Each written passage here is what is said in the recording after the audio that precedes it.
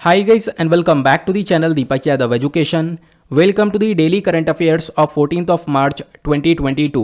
तो गाइज आज है तारीख 14 मार्च 2022 और है मंडे। आज की तारीख से जितने भी मोस्ट इंपॉर्टेंट करंट अफेयर्स बनेंगे उन सभी करंट अफेयर्स को हम लोग डिटेल में डिस्कस करेंगे।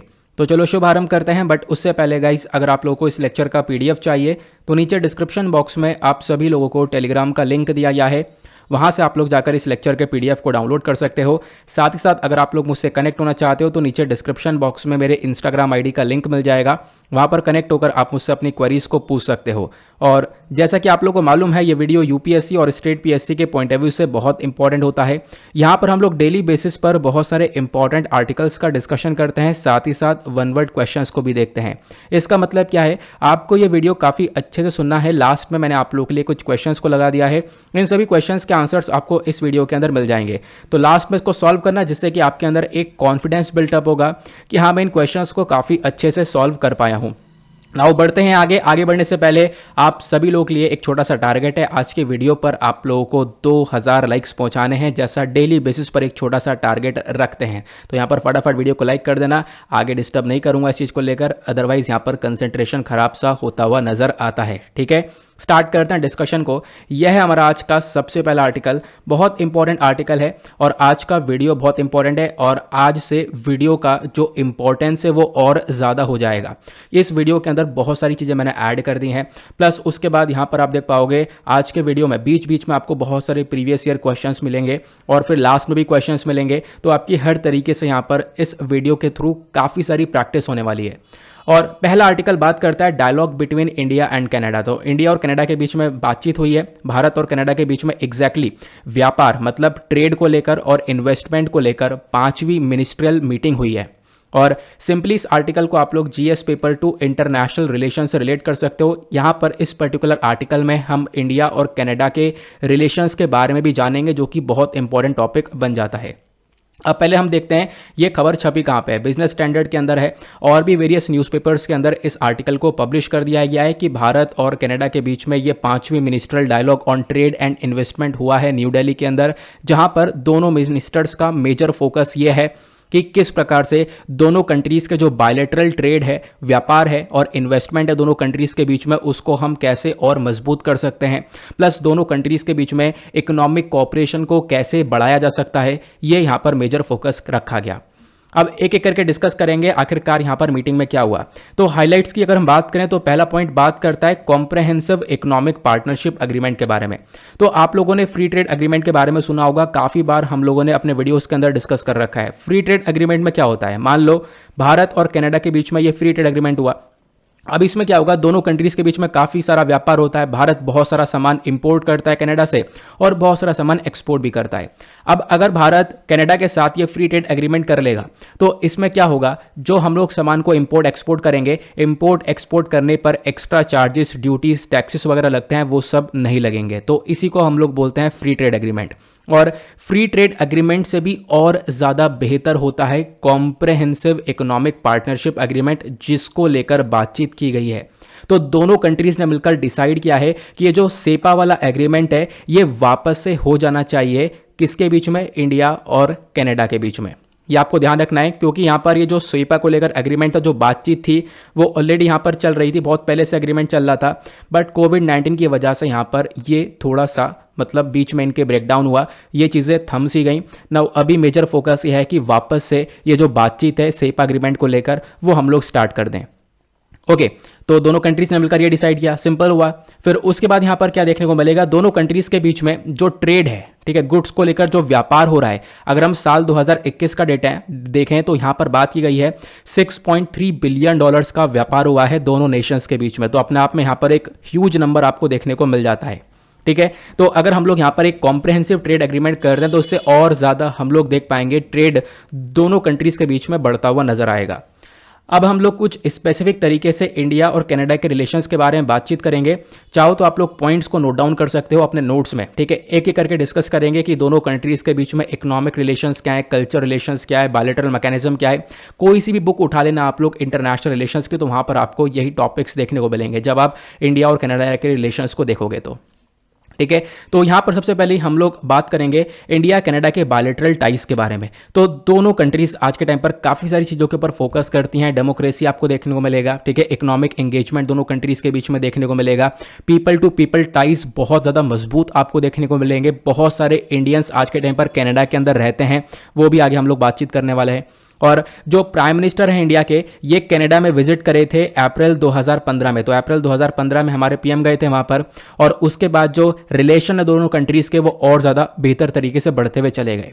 नाउ उसके बाद अगर हम बात करें दोनों कंट्रीज के बायलैटरल मैकेनिज्म को लेकर, मतलब कौन कौन सी चीज़ें हैं, कौन कौन से प्रोग्राम है जिसके थ्रू दोनों कंट्रीज के बीच में बातचीत होती है या रिलेशन डेवलप होते हैं, तो दोनों साइड से अगर हम बात करें तो बहुत सारी चीज़ें होती हैं यहाँ पर। जैसे कि ministerial level strategic trade energy dialogue, मतलब यहाँ पर क्या होगा, दोनों कंट्रीज के मिनिस्टर्स होंगे जो कि व्यापार एनर्जी को लेकर बातचीत करेंगे। उसके बाद फॉरेन ऑफिस कंसल्टेशन देखने को मिलेगा दोनों के बीच में, जॉइंट वर्किंग ग्रुप्स आपको देखने को मिलेंगे, और भी बहुत सारे अलग अलग मैकेनिज्म्स हैं जिसके थ्रू दोनों कंट्रीज के बीच में बातचीत होती रहती है। फिर उसके बाद इकोनॉमिक रिलेशंस के बारे में बात करें इंडिया और कनाडा के, तो यहाँ पर अगर आप जब देखोगे तो बायलैटरल ट्रेड अगर हम देखें दोनों कंट्रीज के बीच में जो भी यहाँ पर गुड्स को लेकर व्यापार हुआ है, ये डेटा हमने लिया है 2019-20 का। तो भारत ने यहाँ पर एक्सपोर्ट किया है $2.85 बिलियन का, और इंपोर्ट किया है हम लोगों ने $3.88 बिलियन का। ऑब्वियसली यहाँ पर आपको दिख रहा होगा भारत ने एक्सपोर्ट कम किया है, इंपोर्ट ज़्यादा किया है कनाडा से। ओवरऑल अगर हम लोग यहाँ पर अमाउंट देखें तो $6.73 बिलियन का ये ट्रेड हुआ है। और यहां पे आप देख पाओगे ये जो बायलैटरल ट्रेड है, ये तो हमने गुड्स को लेकर बात की, क्योंकि जब भी ट्रेड होता है, देखो एक गुड्स को लेकर होता है, दूसरा सर्विसेज को लेकर होता है। तो गुड्स को लेकर आपने देख लिया। अब हम बात करें सर्विसेज के सेक्टर में, तो 2019 में सर्विसेज के सेक्टर में लगभग $3.10 बिलियन का यहां पर व्यापार देखने को मिला है। देखो होता क्या है, सर्विसेज में हम क्या करते हैं, बहुत सारे जो इंडिया के लोग हैं वो दूसरे दूसरे कंट्रीज के अंदर जाके वर्क करते हैं, ठीक है। वो हमारा सर्विसेज सेक्टर के अंदर यहां पर काउंट होता है। क्योंकि देखो ऑब्वियस सी बात है, मैं आपको पहले बता चुका हूं, जब हम लोग बात करते हैं इकोनॉमी के सेक्टर के बारे में, तो प्राइमरी, सेकेंडरी और टर्शरी सेक्टर हम लोग को देखने को मिलता है। प्राइमरी हमारा एग्रीकल्चर सेक्टर हो गया, ठीक है, जहां पर अगेन हम लोग इतने ज़्यादा स्ट्रेंथन है नहीं। उसके बाद यहाँ पर सेकेंडरी सेक्टर मैन्युफैक्चरिंग सेक्टर है, अगेन यहाँ पर हम इतने मजबूत नहीं है। लेकिन टर्शरी सेक्टर में हम बहुत मजबूत हैं। टर्शरी सेक्टर हमारा सर्विस सेक्टर कहलाता है। यहाँ पर डॉक्टर्स, इंजीनियर्स, टीचर्स, ये सभी लोग आपको देखने को मिलेंगे जो कि सर्विसेज को प्रोवाइड करवाते हैं। अब यहां पर यह है कि भारत क्या करता है, जब भी किसी कंट्री के साथ व्यापार करता है, जैसे फ्री ट्रेड एग्रीमेंट हो गया या सेपा एग्रीमेंट हो गया, कोई भी ऐसा एग्रीमेंट करता है, तो भारत यहां पर सर्विसेज के ऊपर बहुत फोकस करता है। क्यों? क्योंकि हमारे को जो फायदा मिलेगा वो इससे मिलेगा। हम लोग क्या करेंगे, सर्विस एग्रीमेंट में अपने ज़्यादा से ज़्यादा लोग यहां पर बाहर भेजेंगे ताकि वो बाहर जाकर काम कर सकें। अब वो बाहर जाके काम कर सकेंगे तो भारत को क्या फायदा होगा, तो ऑब्वियस ही बात है, बाहर जाके काम करेंगे तो रिटर्न में हमें पैसा मिलेगा, जिसको हम लोग रेमिटेंस बोलते हैं, ठीक है। तो वो इंडिया में पैसा भेजेंगे, जिसको रेमिटेंस बोला जाता है, वो हमारी इनकम के अंदर काउंट हो जाता है, ठीक है। और आपको पता होगा रिसेंटली रेमिटेंस को लेकर एक रिपोर्ट पब्लिश हुई थी, जहां पर बात की गई थी इंडिया एक टॉप रैंक पर आया है, जहां पर भारत के जो भी लोग हैं दुनिया भर में अलग अलग कंट्रीज के अंदर काम कर रहे हैं, और काम करने के बाद वो जो पैसा है वो यहां पर इंडिया के अंदर भेजते हैं एक रेमिटेंस की फॉर्म में, जिसको हम लोग रेमिटेंस एग्जैक्टली बोलते हैं, ठीक है। क्लियर हुआ? तो यहां पर सर्विसेज का सेक्टर ही मैंने आप लोगों को बता दिया, इसका बैकग्राउंड बता दिया कि हम लोग यहां पर सर्विसेज के ऊपर क्यों इतना ज़्यादा ध्यान रखते हैं। अब अगर हम लोग बात करें स्पेसिफिकली कि भारत और कनाडा के बीच में क्या क्या सामान एक्सपोर्ट और इंपोर्ट किया जाता है, तो क्या क्या हम एक्सपोर्ट करते हैं, तो कनाडा को हम लोग एक्सपोर्ट करते हैं जेम्स, ज्वेलरी, उसके बाद प्रीशियस स्टोन, फार्मास्यूटिकल प्रोडक्ट्स हो गए, रेडीमेड गारमेंट्स हो गए, mechanical appliances, organic chemicals, light engineering goods, iron, steel, ये सारी चीज़ें हम लोग यहाँ पर उसको एक्सपोर्ट करते हैं।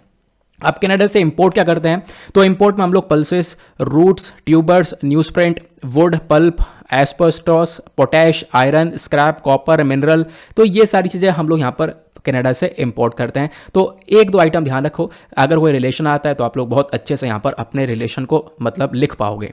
अब उसके बाद ये तो हमने पढ़ लिए 3-4 पॉइंट कि हाँ ये चीज़ें होती हैं इंडिया और कनाडा के बीच में। अब बात करते हैं साइंस एंड टेक्नोलॉजी के सेक्टर में। तो साइंस एंड टेक्नोलॉजी के सेक्टर में इंडिया और कनाडा दोनों मिलकर आपस में बहुत ज़्यादा कोऑपरेट करते हैं। इनका मेजर फोकस यहाँ पर हमेशा से ये रहा है रिसर्च और डेवलपमेंट के ऊपर, ठीक है, ये आपको ध्यान रखना है। नई नई इंटेलेक्चुअल प्रॉपर्टीज़ के ऊपर यहाँ पर काम करते हुए नजर आता है। जो कनाडा है वो यहाँ पर टेक्नोलॉजी समिट 2017 का हमारा एक पार्टनर कंट्री है। उसके बाद जो डिपार्टमेंट ऑफ बायोटेक्नोलॉजी है किसके अंडर में आता है? Under IC impact program. तो इन्होंने यहाँ पर एक जॉइंट रिसर्च प्रोजेक्ट भी किया है, मतलब इंडिया और कनाडा दोनों मिलकर यहाँ पर हेल्थ केयर के ऊपर, एग्री बायोटेक के ऊपर, या जो कूड़ा करकट है उसको कैसे मैनेज किया जा सकता है उसके ऊपर यहाँ पर काफ़ी सारे रिसर्च प्रोजेक्ट्स भी कर रखा है। तो मतलब साइंस के सेक्टर में भी आप देख पाओगे काफ़ी अच्छी तरीके से कोऑपरेशन होता है, ना केवल ट्रेड है, ना केवल यहाँ पर रिलेशन अच्छे हैं, ना केवल इकोनॉमिक रिलेशन अच्छे हैं, साइंस एंड टेक के सेक्टर में भी यहाँ पर रिलेशन अच्छे हैं। फिर बात करते हैं स्पेस के सेक्टर में, मतलब अंतरिक्ष के मामले में यहाँ पर कैसे रिलेशन है। तो इंडिया और कनाडा दोनों मिलकर यहाँ पर आप कह सकते हो बहुत अच्छी तरीके से स्पेस की फील्ड में यहाँ पर अपने रिलेशंस को डेवलप कर रहे हैं। अगर हम 1990 से देखें तो ज़्यादातर फोकस यहाँ पर रखा गया स्पेस साइंस के ऊपर, अर्थ ऑब्जर्वेशन सैटेलाइट्स के ऊपर। बहुत सारी सैटेलाइट्स यहाँ पर लॉन्च करेंगे स्पेस मिशन के अंदर। उसके बाद यहाँ पे बात करें, जैसे भारत की जो स्पेस एजेंसी है वो है ISRO, Indian space research organisation. उसी प्रकार से कनाडा के अंदर जो स्पेस एजेंसी है उसका नाम है कैनेडियन स्पेस एजेंसी। दोनों ने मिलकर 2 मेमोरेंडम ऑफ अंडरस्टैंडिंग को साइन कर रखा है। किस फील्ड में? Exploration and utilisation of outer space की फील्ड में। जो हमारा स्पेस है उसको हम लोग थोड़ा एक्सप्लोर करेंगे, दोनों एजेंसीज आपस में साथ में मिलकर स्पेस के बारे में और बहुत सारी रिसर्च करेंगी। तो ये memorandum of understanding already sign हो चुका था 1996 में, फिर उसके बाद मार्च 2003 के अंदर। ठीक है, तो यहां पर स्पेस के सेक्टर में आप देख पाओगे दोनों कंट्रीज काफी अच्छी तरीके से काम कर रही हैं। उसके बाद जो अंतरिक्ष है, अंतरिक्ष यहाँ पर एक कमर्शियल कंपनी देखने को मिलेगी इसरो की। तो इन्होंने भी बहुत सारी नैनो सैटेलाइट्स लॉन्च करी हैं कनाडा से। ठीक है, उसके बाद यहाँ पर आप देख पाओगे जो इसरो है इसने अपनी जो 100th जो सैटेलाइट थी PSLV की वो लॉन्च करी थी। मतलब जो PSLV हमारा पोलर सैटेलाइट लॉन्च व्हीकल, इस रॉकेट से हम लोगों ने अपनी 100वीं सैटेलाइट लॉन्च करी थी। कब लॉन्च करी थी? 12 जनवरी 2018 में। जब हमने अपनी 100th सैटेलाइट लॉन्च करी थी तो उसी टाइम पर कनाडा की पहली लो अर्थ ऑर्बिट सैटेलाइट भी हमने लॉन्च करी थी। तो हमने यहाँ पर कनाडा की वाली सैटेलाइट लॉन्च करी थी अपने जो इंडियन स्पेस पोर्ट है श्रीहरिकोटा आंध्र प्रदेश के अंदर, वहीं से यहाँ पर इन सैटेलाइट्स को लॉन्च किया गया था। तो अगेन ये आपको ध्यान रखना है स्पेस के सेक्टर में भी दोनों कंट्रीज के रिलेशन कहाँ पर स्टैंड करते हैं। ये बातें हुई। अब उसके बाद यहाँ पर एजुकेशन के मामले में बात करें तो एजुकेशन एक बहुत इंपॉर्टेंट एरिया है दोनों कंट्रीज के बीच में। हाल ही में इंडिया यहाँ पर एक टॉप सोर्स बना है फॉरेन स्टूडेंट्स का कनाडा के लिए। मतलब कनाडा में बहुत सारे भारतीय लोग जाते हैं पढ़ने के लिए। ये मेमोरेंडम ऑफ अंडरस्टैंडिंग साइन किया गया था हायर एजुकेशन को लेकर 2010 में, फिर वापस इसको रिन्यू किया गया 2018 के अंदर। तो ये एजुकेशन का मामले में बात हो गई। फिर उसके बाद सिक्योरिटी एंड डिफेंस को लेकर अगर हम लोग बात करें तो इंडिया और कनाडा दोनों मिलकर यहाँ पर आपस में कोलैबोरेट भी करते हैं, खासकर सिक्योरिटी और डिफेंस को लेकर। जो डिफेंस टाइज है दोनों कंट्रीज के वो रेगुलरली यहाँ पर बढ़ते हुए नजर आ रहे हैं। एक बहुत ज़्यादा मजबूत कोऑपरेशन देखने को मिलेगा। दोनों कंट्रीज का मेजर फोकस है कि हम लोग आतंकवाद, जो टेररिज्म इश्यूज है उसको हम लोग टैकल कर पाएं, उसको हम लोग काउंटर कर पाएं। ठीक है, इसी के लिए आप देख पाओगे दोनों कंट्री साथ में वर्क भी करती हैं। उसके बाद यहाँ पर आप देख पाओगे G20 ग्रुप जब हम देखते हैं तो G20 के अंदर आपको पता होगा, पहले तो आपको G7 के बारे में पता होना चाहिए। देखो G7 और G8 ग्रुप के बीच में क्या डिफरेंस है? कुछ नहीं डिफरेंस है। जब G7 कंट्रीज के बारे में बात करते हैं तो यहाँ पर आप देख पाओगे ये 7 कंट्रीज आती हैं, Germany, UK, France, Canada, US, Italy और जापान। ठीक है, जिसके बाद यहाँ पर ध्यान रखना है कि 7 कंट्रीज कौन कौन सी आती हैं G7 के अंदर। ठीक है, इसको आप लोग सिंपली एक ट्रिक से याद रख सकते हो जो कि बहुत पुरानी ट्रिक है, सबको पता होगा, जूस GF करके। जूस GF मतलब जैसे जापान, U से यहाँ पर US देखने को मिलेगा, I से इटली हो गया, C से कनाडा हो गया, E से यहाँ पर इंग्लैंड मतलब UK आपको देखने को मिल जाएगा, G से आपको जर्मनी और F से फ्रांस। ठीक है, तो ये ध्यान रख सकते हो, ये हो गई G7 कंट्रीज। अब यहाँ पर एक कंट्री और ऐड कर दोगे, ये रशिया, तो इसका 8 हो जाएंगे। लेकिन G8 की आज के टाइम पर कोई वैल्यू नहीं है। क्यों वैल्यू नहीं है? क्योंकि रशिया को 2014 में निकाल दिया गया था इस ग्रुप से, आपको पता होगा क्यों?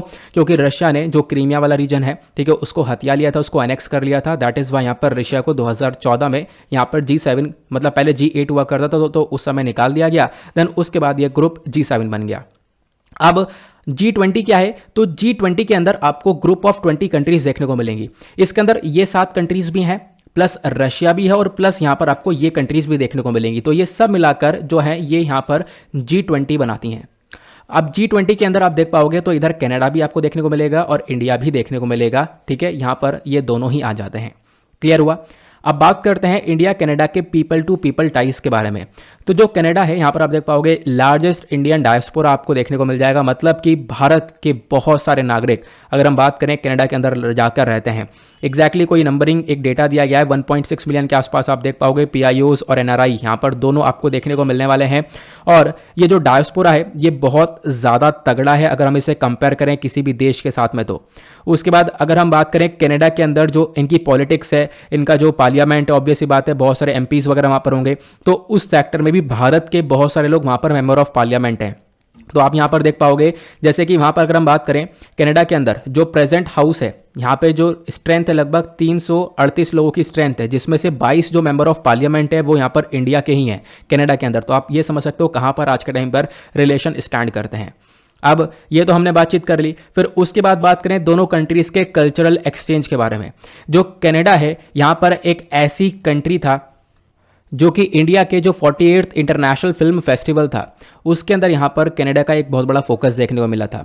साथ ही साथ इंडिया कनाडा के बीच में को प्रोडक्शन एग्रीमेंट्स भी हुआ है फिल्म्स को लेकर, ठीक है। उसके बाद जो दिवाली वगैरह है वो बहुत सेलिब्रेट की जाती है कनाडा के अंदर भी, हम देख पाते हैं काफ़ी दिवाली सेलिब्रेट की जाती है पिछले 18 सालों से। तो ये हम लोग देख पा रहे हैं कि रिलेशंस कहाँ पर स्टैंड करते हैं। फिर उसके बाद कोविड-19 के टाइम पर कैसे रिलेशन रहे, मतलब परेशानी में रिलेशन खराब तो नहीं हुए, तो नहीं। यहाँ पर आप देख पाओगे अगर हम बात करें फ्लाइट्स के बारे में तो बहुत सारे कैनेडियन इंडिया के अंदर हैं, ठीक है, बहुत सारे इंडिया यहाँ पर कैनेडियन के कनाडा के अंदर हैं। तो अब क्या हुआ, जब कैनेडियन इंडिया के अंदर थे तो उनके लिए यहाँ पर आप कह सकते हो स्पेशल चार्टर फ्लाइट्स को ऑपरेट किया गया था और इंडिया ने यहाँ से जो कैनेडियन नेशनल्स थे उनको इवैक्यूएट किया और उन्हें यहाँ से कनाडा भेजा कोविड-19 के टाइम पर जब सब कुछ लॉकडाउन वगैरह लग चुका था। फिर उसके बाद यहाँ पर आप देख पाओगे जब मेडिसिन की बारे में बात आई, क्योंकि ऑब्वियस ही बात है, देखो भारत के अंदर फार्मास्यूटिकल्स आपको बहुत सारा देखने को मिलेगा और हम लोग जैसा मैंने अभी आपको यहाँ पर डेटा के अंदर बताया कि हम लोग एक्सपोर्ट के अंदर बहुत सारा फार्मास्यूटिकल भी एक्सपोर्ट करते हैं कनाडा को। तो कोविड-19 के टाइम पर जब यहाँ पर इन दवाइयों की काफ़ी कमी पड़ रही थी तो भारत ने अपना एक बहुत इंपॉर्टेंट रोल दिखाया। हम लोग ने लगभग 12.34 करोड़ पैरासीटामोल टैबलेट्स को एक्सपोर्ट किया, 5 करोड़ हाइड्रोक्सोक्लोरोक्वीन टैबलेट्स को यहाँ पर हम लोगों ने एक्सपोर्ट किया, ठीक है। अब यहाँ पर हाइड्रोक्सोक्लोरोक्वीन को लेकर मुझे थोड़ा सा मतलब कि यार एक आध मीम याद आ गया जो कि उस समय काफ़ी ट्रेंड में हुआ करते थे कि यहाँ पर ये एक मतलब बहुत सारा निकला नहीं निकला था कि एक सॉल्यूशन है ये कोविड-19 का, ठीक है। फिर उसके बाद ऐसे मीम आ रहे थे कि पाकिस्तान अब यहाँ पर इसका नाम कैसे ये प्रोनाउंस करके कैसे मांग पाएगा, ठीक है। तो मतलब इस प्रकार से बहुत सारे यहाँ पर आपने देखे होंगे पहले मैंने आपके साथ शेयर कर रखे हैं। तो यहाँ पर ये सारी टैबलेट्स हो गई, मतलब कोविड-19 को लेकर जो भी हमारे पास प्रोटेक्शन थी वो सब हम लोगों ने यहाँ पर सप्लाई करी है कनाडा को, ठीक है। ये सारी चीज़ें आपको देखने को मिल जाएंगी। आई होप आपको ये आर्टिकल बहुत अच्छे से क्लियर हो चुका है और आपके जो मतलब सिलेबस है उसका एक छोटा सा पॉइंट, इंडिया कनाडा के रिलेशंस तैयार हो चुके हैं, इसको लिख लेना, ये चेंज नहीं होगा, ये ऐसे ही रहने वाला है, तो आपको ये डेफिनेटली हेल्प करेगा। आगे चलते हैं। अब इसके बाद ये कोई बड़ा आर्टिकल नहीं है, एक ही छोटा सा आर्टिकल है, इसको 2 मिनट के अंदर अंदर खत्म करेंगे, क्योंकि यहाँ पर आप लोगों ने बोला था कि 2-4 कमेंट आ रहे थे सर जो इंपॉर्टेंट डेज उनको भी कवर कर दिया करो, तो मैंने सोचा आप कवर कर देंगे। एक इंपॉर्टेंट आर्टिकल था स्टार्टिंग वाला, फिर उसके बाद चलो मैं आपके साथ एक इंपॉर्टेंट डे को कवर कर देता हूँ।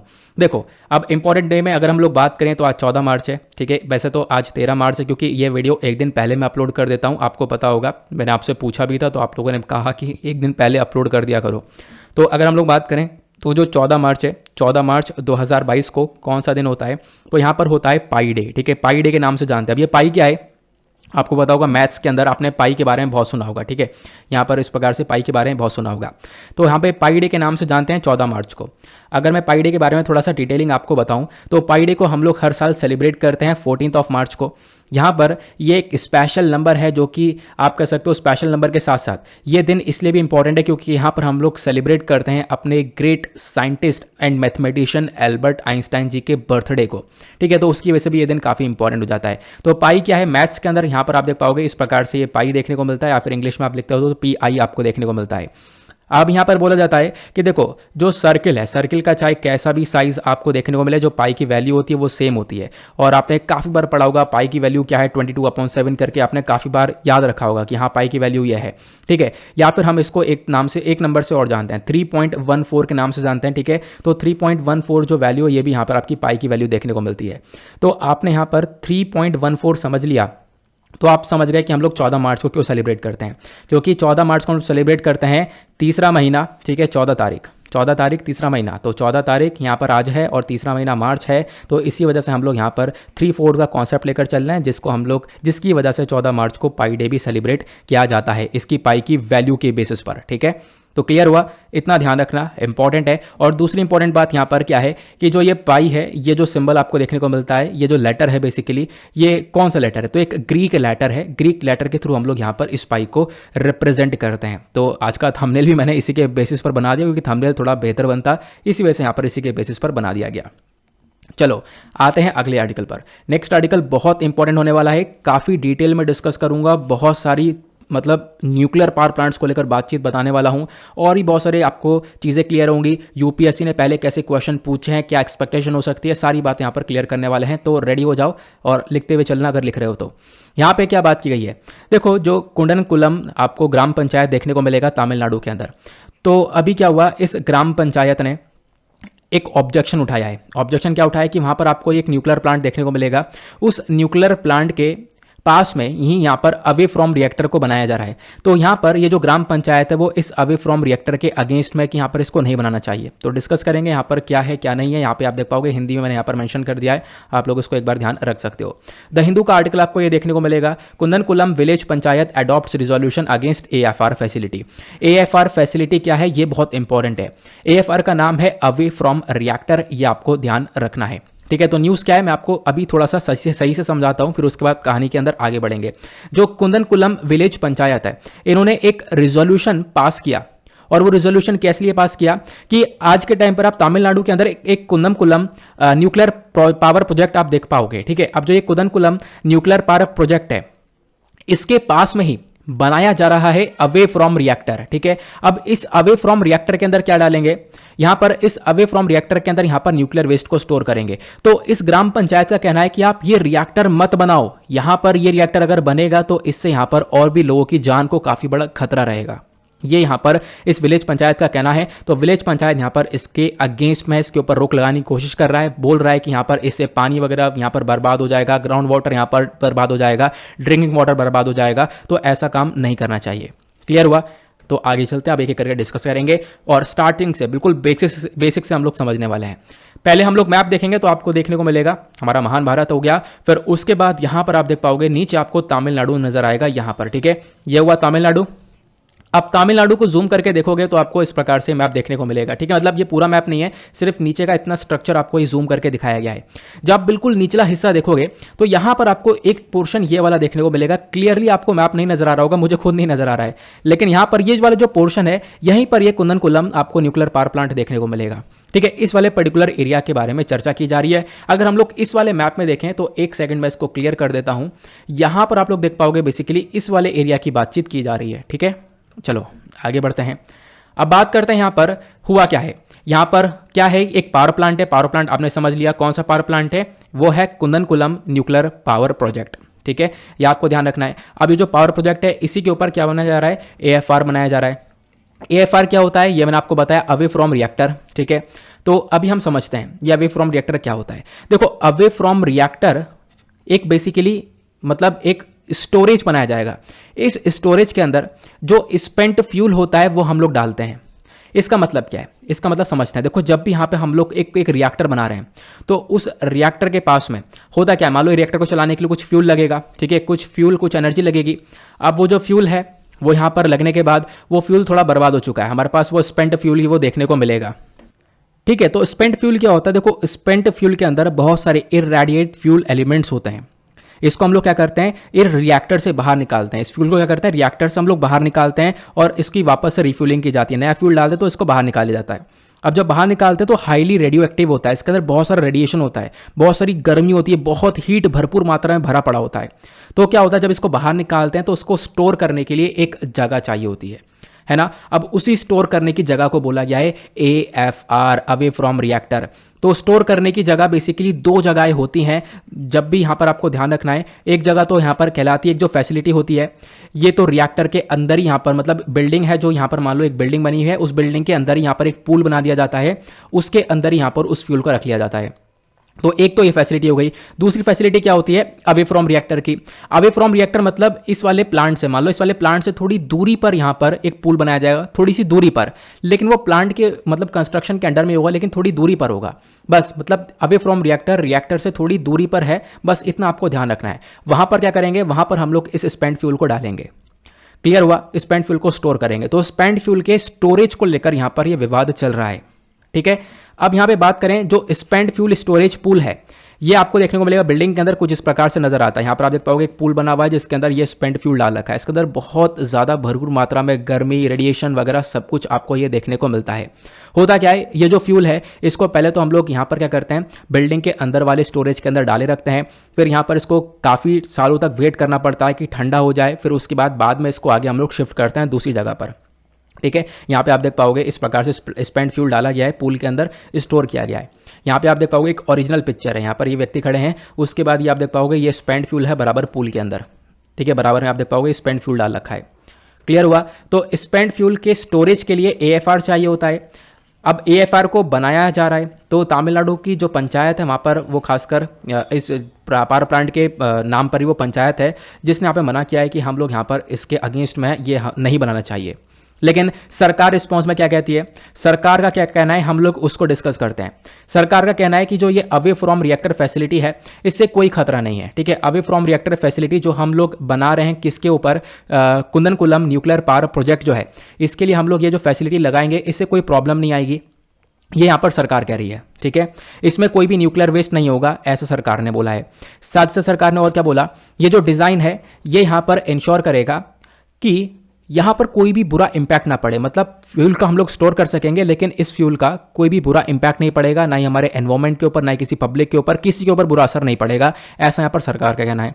सरकार ने फिर तीसरे पॉइंट में और क्या बोला, इन्होंने बोला इसमें से जो रेडिएशन है वो निकलती तो है, देखो निकलती है रेडिएशन, लेकिन वो नेग्लिजिबल होती है। मतलब वो कोई, मतलब उसका कोई असर नहीं होगा किसी के ऊपर, तो वो बिल्कुल नेग्लिजिबल सी रेडिएशन होगी।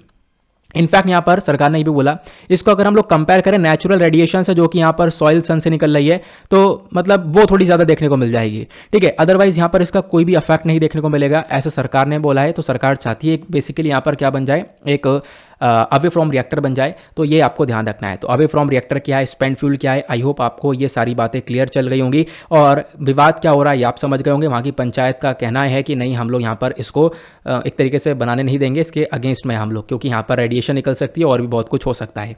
क्लियर हुआ? अब बात करते हैं रेडियो एक्टिविटी के बारे में। ये तो हमने कहानी पढ़ ली, पूरी जो खबर है आज के टाइम पर चर्चा हो रही है वो हमने पढ़ ली। अब बात करते हैं कुछ फैक्चुअल इन्फॉर्मेशन की, जो कि आपके एग्जामिनेशन के पॉइंट ऑफ व्यू से इंपॉर्टेंट है। ये रेडियो एक्टिविटी होती क्या है, रेडिएशन क्या होता है, ये सारी बातें हम लोग बात करेंगे। जो रेडियो एक्टिविटी है बेसिकली यहाँ पर एक तरीका है। यहाँ पर क्या होता है कि बहुत सारे जो पार्टिकल्स हैं वो यहाँ पर एमिट होते हैं। ठीक है, बहुत सारी यहाँ पर वेव्स आपको देखने को मिलती हैं। अगर हम लोग रेडियो एक्टिव एमिशन के बारे में बात करते हैं, जिसमें हम लोग बोलते हैं रेडिएशन है और बहुत ज़्यादा तगड़ी रेडिएशन है, तो यहाँ पर जो ये न्यूक्लियर पावर प्लांट्स होते हैं, यहाँ पे आपको जो रेडियो एक्टिव एमिशन देखने को मिलता है, जो रेडियो एक्टिव पोल्यूशन यहाँ पर देखने को मिलता है, वो बेसिकली 3 प्रकार का होता है। तो 3 प्रकार के रेडियो एक्टिव एमिशन होते हैं। कौन कौन से? अल्फा, बीटा, गामा, यहाँ पर ये आपको एमिशन देखने को मिलता है। अल्फा पार्टिकल जो कि पॉजिटिवली चार्ज हीलियम एटम्स होते हैं। ठीक है, beta particle negatively charge electrons होते हैं, और गामा रेज यहाँ पर एक न्यूट्रल इलेक्ट्रोमैग्नेटिक रेडिएशंस होते हैं। तो रेडिएशंस आपसे पूछा जाए रेडियो एक्टिव एमिशन कितने प्रकार के होते हैं, 3 प्रकार के होते हैं, अल्फा, बीटा, गामा, ध्यान रखना। ठीक है, बाकी अगर हम लोग बात करें जो रेडियो एक्टिव एलिमेंट्स हैं जो हमारे पृथ्वी में नेचुरली, प्रकृति की देन है, नेचुरली जो पाए जाते हैं, वो कौन कौन से एलिमेंट्स मिलते हैं, तो वो है यूरेनियम। आपको पता होगा हम यूरेनियम का यूज़ करते हैं बिजली का उत्पादन करने के लिए, बहुत ज़्यादा पावरफुल होता है ये। ठीक है, यूरेनियम हो गया, थोरियम हो गया, एक्टिनियम हो गया, तो ये नेचुरली फाउंड वाले मटेरियल्स हैं। मतलब ये एक ऐसे एलिमेंट्स हैं जो कि अर्थ में प्रकृति की देन है, नेचुरली हम लोग को यहाँ पर प्राप्त होते हैं। इनका यूज़ करते हैं हम लोग यहाँ पर बिजली का उत्पादन करने के लिए, और इनमें से भी बहुत सारा रेडिएशन निकलता है। ठीक है, ये आप लोग ध्यान रखना। नाउ ये जो रेडियो एक्टिविटी निकलती है सारी, जो मतलब पूरा रेडिएशन निकलता है, ये इस पूरे प्रोसेस को हम लोग रेडियो एक्टिविटी बोलते हैं। ठीक है, अब जो ये रेडियो एक्टिविटी है ये बेसिकली मेजर करी जाती है किसके अंदर, तो ध्यान रखना रेडियो एक्टिविटी मेजर की जाती है बेक्यूरेल के अंदर। बेक्यूरेल, तो ध्यान रखना इसके बारे में, सिंपल सा क्वेश्चन बन सकता है बेक्यूरेल क्या है, तो बेक्यूरेल या फिर आप कह सकते हो ऐसा यूनिट के अंदर यहाँ पर रेडियो एक्टिविटी को मेजर करते हैं, या फिर क्यूरी के अंदर भी यहाँ पर इसको हम लोग मेजर करते हैं। लेकिन ध्यान रखना ये जो रेडिएशन है, ये जो रेडियो एक्टिविटी की रेडिएशन निकलती हैं, ये काफ़ी हद तक मतलब ठीक भी हैं, हमारे मतलब नेचर के हिसाब से आप देख पाओगे जो लिमिटेड अमाउंट में वो ठीक है, लेकिन जब ये बढ़ जाती है ना तो ये ह्यूमन हेल्थ के लिए काफ़ी खतरनाक होती है। जैसे मान लो कहीं पर एक न्यूक्लियर पावर प्लांट फेलियर मार गया, अगर वो फेल हो गया तो उससे क्या होगा, बहुत सारी यहाँ पर रेडिएशन निकलेगी, वो यहाँ पर ह्यूमन हेल्थ को पूरी तरह से डैमेज कर देगी। तो इस प्रकार की चीज़ें भी हम लोग देख पाते हैं। अगर मैं आप लोगों को बताऊं, हाँ ये बहुत इंटरेस्टिंग है, ये ध्यान रखना, मुझे भी यहाँ पर पता चला जब यूरेनियम की हम बात करते हैं तो यूरेनियम बहुत ज़्यादा पावरफुल होता है। आप ये देख पाओगे 1 इंच इतना यूरेनियम, मतलब एक छोटा बड़ा आपकी उंगली के बराबर इतना बड़ा जो यूरेनियम है, ये इसके अंदर पता है कितनी पावर है, बहुत ज़्यादा, आप इमेजिन नहीं कर पाओगे इतनी ज़्यादा पावर है। तो इतना छोटा सा जो यूरेनियम है इसके अंदर इतनी ताकत है, जितनी ताकत आप 149 गैलन्स ऑफ ऑयल को जलाकर एनर्जी प्रोड्यूस कर सकते हो ना, इतनी एनर्जी यहां पर सिर्फ और सिर्फ इतने छोटे से यूरेनियम के अंदर है। या फिर यहां पर आप कह सकते हो, या फिर 17,000 cubic feet of natural gas को जब आप जलाकर एनर्जी निकालोगे तो उतनी एनर्जी यहां पर इतने छोटे यूरेनियम से मिल जाएगी। या फिर 1 टन कोयला जलाओगे तो जिससे इतनी एनर्जी मिलेगी, तो मतलब आप कह सकते हो कि 1 टन कोयला जलाने पर जितनी एनर्जी मिलेगी उतनी यहां पर सिर्फ और सिर्फ एक छोटे से टुकड़े के यूरेनियम से एनर्जी मिल जाएगी। तो आप समझ सकते हो कि यहाँ पर यूरेनियम के अंदर कितनी ज़्यादा एनर्जी होती है, जिसका हम लोग न्यूक्लियर पावर प्लांट्स के अंदर इस्तेमाल करते हैं। तो यूरेनियम और थोरियम अपने आप में बहुत ज़्यादा चर्चा में रहते हैं, तो आपको इसके बारे में ध्यान रखना है, ठीक है। अगर हम लोग बात करें तो थोरियम बहुत ज़्यादा मात्रा में पाया जाता है as compare to the uranium. Uranium बहुत मुश्किल से पाया जाता है, लेकिन थोरियम बहुत आराम से मिलता है। थोरियम बहुत ज़्यादा मात्रा में मिलता है, आपको ध्यान रखना है। जब हम लोग पीरियोडिक टेबल के अंदर देखते हैं तो थोरियम का एटॉमिक नंबर आपको 90 देखने को मिलेगा, फिर उसके बाद यूरेनियम का आपको 92 देखने को मिलता है। सिंबल की बात करें तो थोरियम का सिंबल TH आपको देखने को मिलेगा, यूरेनियम का सिंबल आपको U देखने को मिलेगा, ठीक है। चलो आगे बढ़ते हैं। अब यूपीएससी ने यहाँ पर प्रीवियस ईयर एक क्वेश्चन पूछा 2012 के अंदर इसी टॉपिक को लेकर, तो आपके लिए इंपॉर्टेंट है। यहाँ पर क्या क्वेश्चन पूछा, यहाँ पर पूछा to meet its rapidly growing energy demand some opine that India should research and development on thorium as on the future fuel of nuclear energy. In this context, what advantage does thorium hold on over uranium? पूछा गया basically कि thorium के क्या क्या advantage है जब इसको हम लोग कंपेयर करते हैं यूरेनियम से। तो पहला पॉइंट यहाँ पर इन्होंने दिया, पहला पॉइंट यहाँ पर ये बोलता है कि जो थोरियम है, thorium is far more abundant in nature than uranium. ये तो मैंने अभी आपको बताया कि हाँ थोरियम बहुत ज़्यादा पाया जाता है हमारे प्रकृति में as compare to the uranium. तो पहला ऑप्शन बिल्कुल सही है। दूसरा ऑप्शन यहां पर बोलता है on the basis of per unit mass of mined mineral thorium can generate more energy compare to natural uranium. ठीक है, यहां पर दूसरा ऑप्शन भी, जो थोरियम है वो बहुत ज्यादा एनर्जी जनरेट करता है जब उसको हम यूरेनियम से कंपेयर करेंगे, तो यहां पर दूसरा ऑप्शन भी बिल्कुल करेक्ट है। तीसरा ऑप्शन क्या है, thorium produce less harmful waste compare to the uranium, तो तीसरा ऑप्शन भी बिल्कुल सही है। मतलब जो थोरियम है ये हार्मफुल वेस्ट बहुत कम निकालता है और यूरेनियम से हार्मफुल वेस्ट बहुत ज़्यादा निकलते हैं। तो यहाँ पर इसका 2012 का जो क्वेश्चन था, तो आप लोग यहाँ पर अगर आपने यूरेनियम थोरियम के बारे में थोड़ा ही पढ़ा है तो आप इजीली यहाँ पर इसका आंसर लगा सकते थे। करेक्ट आंसर डी हो गया, 1, 2 and 3 is the correct one. Clear हुआ? तो ये मैंने क्वेश्चन लगा दिया, ऐसे ही मैं आपके लिए क्वेश्चन लगा दिया करूँगा। तो इस वीडियो को मैंने आपको लिए बोला ना, बहुत ज़्यादा इंपॉर्टेंट बना दिया है आप लोगों के लिए। अब बात करते हैं जो ये रेडियो एक्टिविटी है। ठीक है, अभी हमने डिस्कस किया कि हाँ रेडियो एक्टिविटी में क्या होता है, यहाँ पर रेडिएशन निकलती है और वो alpha beta gamma plus naturally यहाँ पर हमारे पास क्या क्या रेडियो एक्टिव एलिमेंट्स देखने को मिलेंगे, वो यूरेनियम, थोरियम, एक्टिनियम ये देखने को मिलेगा, ये मैंने आपको बताया। लेकिन अगर हम बात करें जो रेडियो एक्टिविटी है इसके सोर्सेज क्या क्या हैं, नेचुरल सोर्सेज क्या क्या हैं। जब हम नेचुरल सोर्सेज की बात करते हैं तो बहुत सारी खतरनाक चीज़ें हम लोगों को देखने को मिल जाती हैं। बहुत सारा जो रेडियो टॉक्सिक एलिमेंट्स है वो हमारे पानी के अंदर ही देखने को मिल जाता है। जो हमारा एक्वाटिक सिस्टम है वहाँ पर आप देख पाओगे बहुत सारा रेडियो टॉक्सिक एलिमेंट्स पाया जाता है। ठीक है, उसके साथ साथ जो मैग्मा होता है, जब यहाँ पर वॉल्केनो फटता है उसमें से मैग्मा निकलेगा। ठीक है, जो मैग्मा है वो भी बहुत सारी रेडियो एक्टिविटी गैसेस को मतलब रिलीज करता है। तो यहाँ पर ध्यान रखना है कि जो रेडियो एक्टिविटी है इसके नेचुरल सोर्सेज क्या क्या हैं। तो नेचुरल सोर्सेज में आप देख पाओगे ये दोनों बड़े बड़े नेचुरल सोर्सेज हैं, प्रकृति की देन है। यहाँ से यहाँ पर रेडियो एक्टिविटी काफ़ी तेजी से रिलीज होती है। नाउ आगे बढ़े, अब बात करते हैं मैन मेड सोर्सेज क्या क्या है, मतलब इंसान के थ्रू यहाँ पर कौन कौन से कारनामे करे गए हैं जिसकी वजह से रेडियो एक्टिविटी बढ़ती जा रही है और जिसकी वजह से लोगों की जान भी जा रही है। तो सबसे बड़ा कारनामा न्यूक्लियर रिएक्टर और वॉरहेड आपको देखने को मिलेगा। जो न्यूक्लियर रिएक्टर्स हैं, ठीक है, आप देख पाओगे यहाँ पर न्यूक्लियर रिएक्टर्स लगाए जाते हैं और इन न्यूक्लियर रिएक्टर्स में क्या होता है, रेडियो आइसोटोप्स प्रोड्यूस होते हैं। कोबाल्ट 60, आइरिडियम 192 को प्रोड्यूस किया जाता है। ठीक है, जिससे यहाँ पर बहुत सारे रेडिएशंस हम लोग देख पाते हैं, निकल पाती हैं। ठीक है, न्यूक्लियर पावर प्लांट्स को हम लोग नदी के पास, कोस्टल एरियाज में, समुद्र के पास लगाते हैं। ठीक है, जिससे यहाँ पर क्या कर सकें हम लोग उन पावर प्लांट्स को आराम से कूल डाउन कर सकें, या फिर उन पावर प्लांट्स में से कोई गंदगी निकल रही है या न्यूक्लियर वेस्ट निकल रहा है तो उसको हम लोग यहाँ पर नदियों में छोड़ सकें, एटॉमिक वेस्ट जो भी है उसको हम पानी में छोड़ सकें। तो इसकी वजह से भी आप देख पाओगे एनवायरमेंट के अंदर न्यूक्लियर वेस्ट बढ़ता चला जा रहा है। जो वाटर है, जो नदी के पास वगैरह प्लांट्स लगाए गए हैं, वो हम लोग यूज़ करते हैं पानी को एज अ कूलेंट की तरह, ठीक है। पानी के पास ये देखने को मिलेगा, पानी से हम लोग इसको ठंडा करेंगे, क्योंकि देखो जो न्यूक्लियर प्लांट्स होता है वो हमेशा आपको नदी, ठीक है, या कोस्टल एरिया समुद्र के पास ही देखने को मिलेंगे। क्यों? क्योंकि यहाँ पर इनको ठंडा करना भी पड़ता है, और ठंडा करने के लिए बहुत सारा पानी भी लगता है, ठीक है। ये आपको ध्यान रखना है। अगर ठंडा नहीं करेंगे तो ये गर्म होता रहेगा, इसमें रिएक्शन होता रहेगा और विस्फोट हो जाएगा। एग्जाम्पल, चेर्नोबिल डिजास्टर जो यूक्रेन में आपको देखने को मिलेगा, ठीक है, फुकुशिमा डिजास्टर जो आपको जापान में देखने को मिलेगा, सभी जगह पर यह हुआ। चेर्नोबिल के अंदर वही हुआ था, कूलिंग इफेक्ट, जो चिलिंग इफेक्ट है वो प्रॉपर काम नहीं कर पाया, वो रिएक्शन चलती रही, यूरेनियम टूटता रहा और वो रिएक्शन चलती रही, ठंडा नहीं हो पाया प्लांट और विस्फोट हो गया। उसके बाद यहाँ पर फुकुशिमा के अंदर भी इसी प्रकार से चीज़ें देखने को मिली थी, ठीक है। ये आप लोगों को ध्यान रखना है। तो यहाँ पर आप देख पाओगे इस प्रकार से अब क्या होता है, बहुत सारा जो पानी होता है इससे ठंडा भी करता है और पानी को रिलीज कर दिया जाता है एनवायरमेंट में ही। तो यहाँ पर वो जो पानी है वो काफ़ी कॉन्टेमिनेट हो जाता है, पानी काफ़ी गंदा भी हो जाता है, तो रेडियो एक्टिविटी बहुत सारा रिलीज भी हो जाती है। तो यहाँ पर ये बहुत सारे मैनमेड आपको सोर्सेज देखने को मिलेंगे जिसकी वजह से रेडियो एक्टिव बढ़ रहा है। उसके बाद हम लोग क्या करते हैं, बहुत सारा जो रेडियो एक्टिव वेस्ट है, ठीक है, न्यूक्लियर वेपन्स आपको देखने को मिलेंगे, एक्सरे, एमआरआई हो गया या दूसरे मेडिकल इक्विपमेंट्स हो गए जिसके अंदर रेडियो एक्टिविटी का यूज़ हो रहा है। तो क्या होता है, हम लोग जब चीज़ें खराब हो जाती हैं तो फेंक देते हैं। अब उसको फेंक देते हैं, वो कहीं पर भी जा रहा है, तो इसकी वजह से एनवायरमेंट के अंदर वो रेडियो एक्टिविटी रिलीज हो जाती है। उसके बाद माइनिंग आपको देखने को मिलेगी। जो माइनिंग एक्टिविटी से मतलब जो रेडियो एक्टिव एलिमेंट्स हैं जैसे यूरेनियम, थोरियम, जो हमारे एलिमेंट्स हैं जो नेचुरली मिलते हैं, इनकी खुदाई करके इनको निकाला जाता है। और आप कह सकते हो माइनिंग करते वक्त हम लोग देख पाते हैं कि जो यूरेनियम, थोरियम है ये पानी में भी चला जाता है, क्योंकि जब हम बात करते हैं ग्राउंड वाटर की, तो ग्राउंड वाटर क्या है, ज़मीन के अंदर है, और यहाँ पर यूरेनियम और थोरियम भी अर्थ के क्रस्ट में मिल रहा है, तो ज़मीन के अंदर मिल रहा है। तो यहाँ से क्या होता है, यूरेनियम, थोरियम भी यहाँ पे ग्राउंड वाटर में मिल जाता है। एक आपको ये भी देखने को मिलेगा हम लोग जब इसकी माइनिंग वगैरह करते हैं, खुदाई वगैरह करते हैं, तो साथ ही साथ बहुत बड़े बड़े न्यूक्लियर एक्सीडेंट्स देखने को मिल जाते हैं। अभी मैंने आपको बड़े बड़े एग्जाम्पल बताए, जैसे अगर हम लोग बात करें, एक रॉकी फ्लैग प्लांट था कोलोराडो के अंदर, फुकुशिमा जापान के अंदर, चेर्नोबिल डिजास्टर यूक्रेन के अंदर, ये बहुत बड़े बड़े इंसिडेंट हुए हैं कि ब्लास्ट ही हो गए प्लांट्स, जिसकी वजह से हज़ारों लोगों की जान चली गई, जो रेडिएशन है वो फैल गया पूरे एरिया के अंदर। जब ये चेर्नोबिल डिजास्टर हुआ था तो पता है 3 देशों में यहाँ पर ये पूरी तरह से रेडिएशन फैल गया था, रशिया में, यूक्रेन में, बेलारूस के अंदर।